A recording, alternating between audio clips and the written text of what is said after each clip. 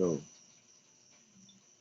Good day, everyone. We are the Group 4, and now we are going to present the purposes of the different types of portfolio. I am Jason Kennedy David. My members are Regina Layug and Kikes Ibar Johnson. Before we proceed to the purpose, let's go back first to the definition of portfolio assessment, portfolio, and its different types of our portfolio.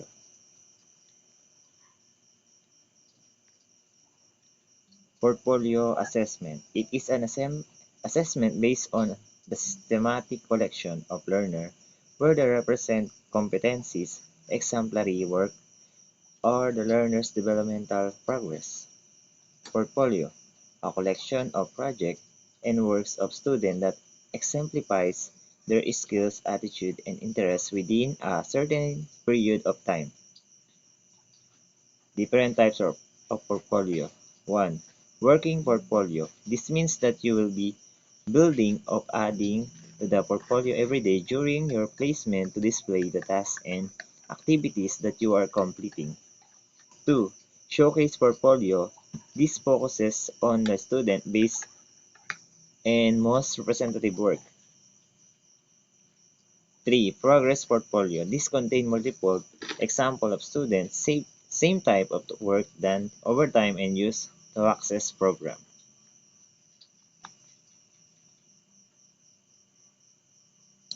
Purposes of working portfolio. To show the growth or change over time.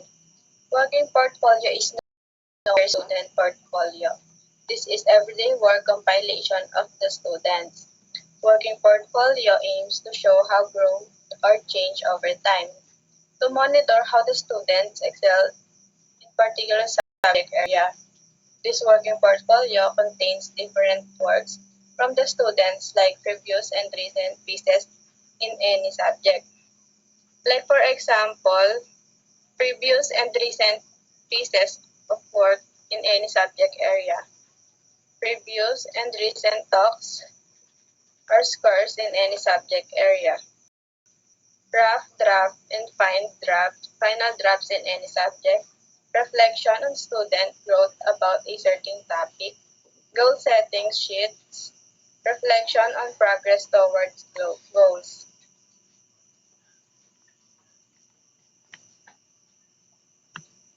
Second, to identify strengths and weaknesses. Also, this portfolio wants to identify strengths and weaknesses of the learners. This is important to monitor how the learners progress towards their goals. This contains goal setting sheet and reflection on strengths and weaknesses. Example, sample of works reflective specially identified strengths and weaknesses. Reflection on strengths and weaknesses of samples. Goal setting sheets. Reflection on progress toward goals. Third, to track development of on more products or performances. Development of one or more products on performances of learners needs evidence to know how well they learn on the performances that they will accomplish until the end. Example, draft of specific project or performances to be tracked. Second, self-reflection on draft. Last, reflection sheet from the teacher or peer. Fourth, to help develop process of skills. Lastly, to help develop process skills that can lead for better retention of knowledge for students. It also needs to monitor by using self-reflection sheets and other types of monitoring activities. For example, sample which reflect growth or process skills, self-reflection sheet accompanying samples of work, reflection sheet from the teacher or peer, identification of strengths and weaknesses, goal setting sheet, and the reflection of progress towards goals.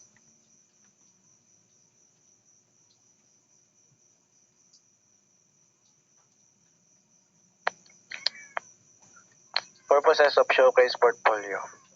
1. To showcase end of year semester accomplishment. Since in Showcase Portfolio, focuses on the student best and most representative work in it aims to showcase or display what you have achieved successfully at the end of a year or semester. Sample of student accomplishment. First, sample of best work. Second, sample of previous and recent work to document progress. Third, final test and scores. Discuss of growth over semester or year. Award or other recognition. And last, teacher or peer comments.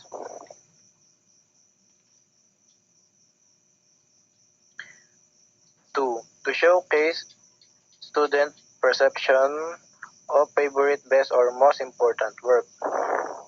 Every effort that student made in complying tasks or achieved, they also keep up all feeling or realization on their favorite, best, or most important work.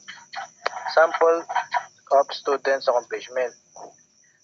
Sample of students' favorite, best, or most important work. Drop of the work to illustrate the path taken before final form. Commentary on strength, weakness of work. Reflection on why it favorite, best, or most important. Reflection on what has been learned from the work. And last, teacher or peer comment.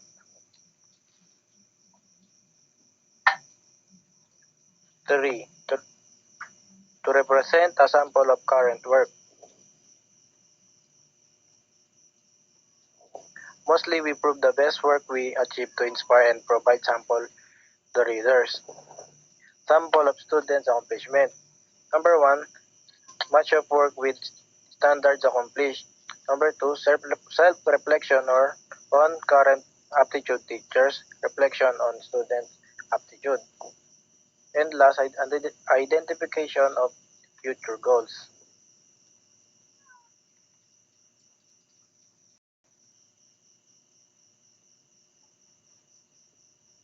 4. To prepare a sample of best work for employment or college admission.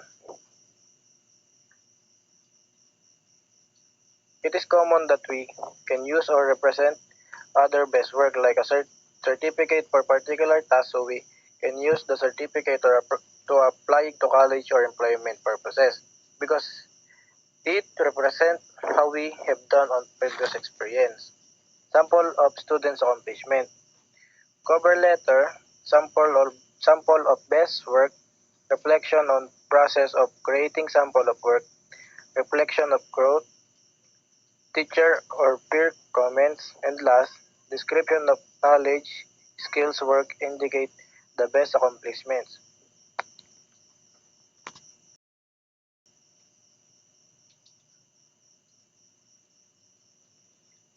Purposes of Progress Portfolio.